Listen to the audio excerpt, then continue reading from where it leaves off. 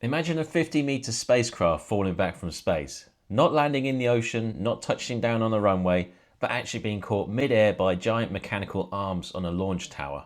That's exactly what SpaceX plans to do with Starship. If it works, it could completely change how rockets operate, turning spaceflight into something closer to airline-style operations, where rockets launch, land and fly again in rapid succession. But before that happens, there's a massive challenge ahead.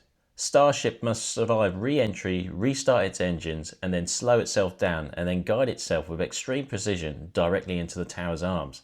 And now SpaceX may finally be getting close to attempting it. So the big question is, when is SpaceX actually going to try and catch this thing? So the ultimate goal for SpaceX and Starship is full reusability. Not just landing the booster, but recovering every major part of the rocket and flying it again.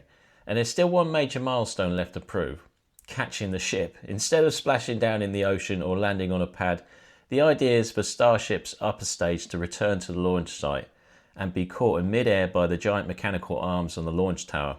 If it works, it could eliminate recovery ships, cut down inspection time, and allow Starship to fly again much faster, almost like airline-style operations. But the big question is, when will it actually happen?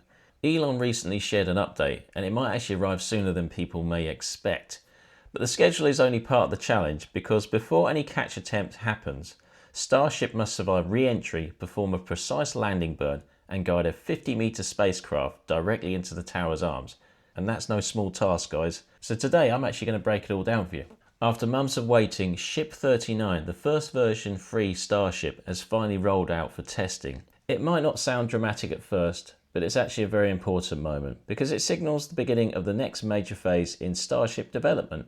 And that phase is focused on one thing: making the ship fully reusable. For years, SpaceX has been working towards recovering both parts of the system, the Super Heavy booster and the Starship upper stage. They've already made big progress towards the booster, but catching the upper stage with the tower is the final piece of the puzzle. If SpaceX can pull that off, it would speed up turnaround between launches. But there's one condition. Elon Musk has made it clear that SpaceX will not attempt a tower catch right away. Before that happens, Starship must complete 2 perfect soft landings in the ocean. He actually mentioned this requirement multiple times. The first one after Flight 3 in 2024, and then again after Flight 6, when Starship successfully performed a controlled ocean landing. Each time the plan was the same: 2 successful ocean landings first, then they would actually attempt a catch at the tower. But unexpectedly, issues kept pushing the timeline back. Now we have the Starship version 3, and the opportunity is actually coming back again. Before a catch attempt becomes possible, several major milestones need to happen first. Firstly, Starship needs to reach orbit reliability. Second, it needs to deploy a real payload. And third, it has to return safely to Starbase. If engineers aren't fully confident yet, the ship could stand still in the Gulf again, and that would still be progress.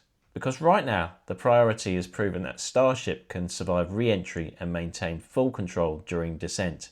If everything progresses step by step, some estimates suggest the first catch attempt might actually happen around Flight 15 or 16, with launches happening roughly every couple of months. That would place the timeline somewhere towards the end of the year.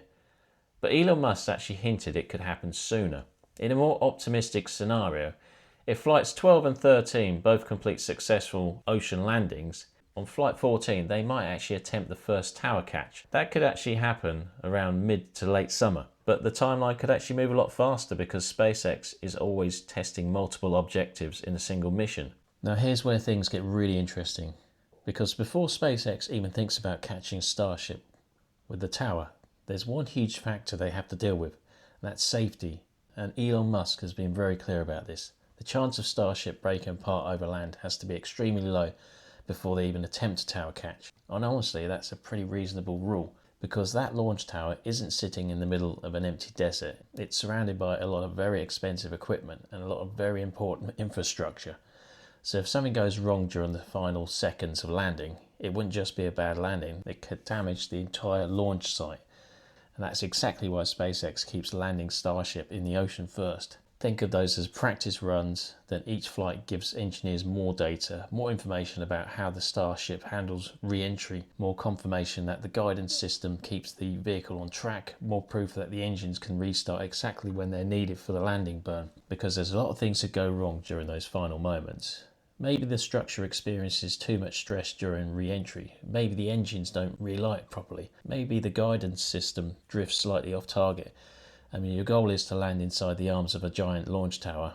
Even being a few meters off could be a big problem. So every single flight is really about doing one thing: reducing the risk little by little and flight by flight. But of course, the big question everyone wants answered is this: when will SpaceX actually try catch the Starship? Well, that depends entirely on what happens during the next few flights. If version 3 of Starship performs well, and the system behaves exactly the way engineers expect, the timeline could actually move pretty quickly. But if something unexpected shows up, and the rockets are famous for surprises like this, then SpaceX will slow down and fix the problem before moving forward. And that's just how real rocket development works. Either way, the next few months are going to be incredibly important, because Starship 39 rolling out for testing isn't just another step in the program, it's the start of something new.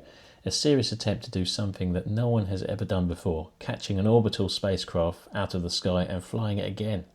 And that's all I got for you for this video, guys. I hope you enjoyed it, and let me know what your thoughts are on SpaceX, how they're going about catching their spacecraft. I think it's pretty cool.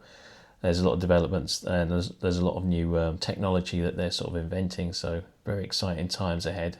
Anyway, I'll see you in the next video. Take care.